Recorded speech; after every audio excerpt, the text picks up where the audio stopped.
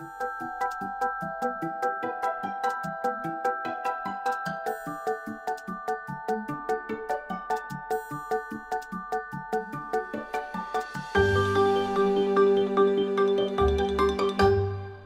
soon as you take a subject as broad as that,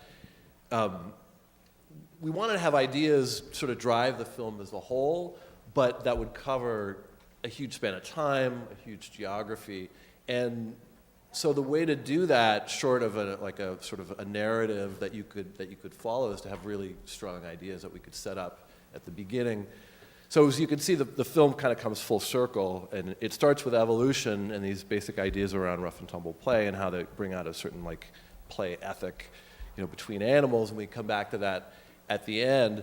And the hard part for us was sort of connecting that to everything else that had a sort of more obvious narrative, like the Kirkwall Ba has a really sort of obvious story. But yeah, we did discuss and we did test a lot of different approaches.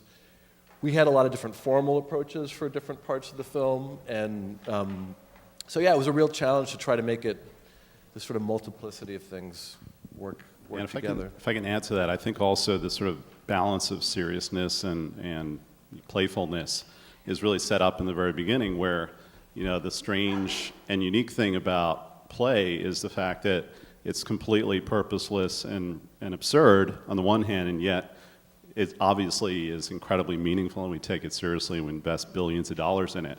So we wanted to bring that out. So the moments where you have, that it's just pure joy, and then the moments where it gets, I think, fairly heavy, was really intentional. Play is precisely the thing that we can't really talk about. We can only really do it. So to make a movie that talks about it is sort of like self-defeating in a way, right? But so that was kind of the trick. We wanted to talk about it enough so that you could engage with it on an intellectual level. Because, believe it or not, if you just saw a game extended or just purely sort of beauty stuff strung out for an hour and a half, that's its own kind of boredom. It's a different kind of boredom. So we wanted to try to find a balance that would be, on the one hand, stimulating, but on the other hand, sort of emotionally engaging, and hopefully just try to bring those things together. It's true. If you look at all the statistics, a lot of the focus is on obesity, right? That's like what you hear in the news all the time, is on the physical dimension of the fact that kids are not playing like they used to play outdoors. They're playing video games inside. What we try to focus on is, we all know that, but do we know about the other consequences of what's happening to us cognitively, how we're being impaired in a sense through being denied this idea of free play. I think that there's an upswell happening right now. I think there's a lot of parents that are figuring out ways that their kids can get out by themselves and create their own forms of play.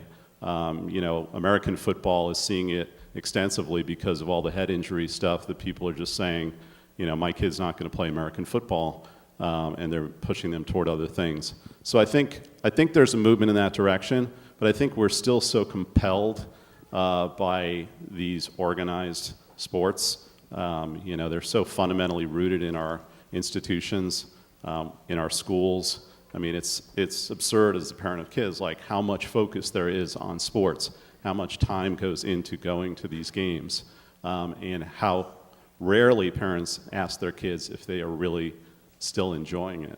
I think we all remember a time where kids played more freely, and kids play definitely less freely now. And maybe, I think in the same way that there's a return to sort of like whole foods and sort of back to basics, maybe there's a return to whole play and sort of just free play the way that we grew up doing it.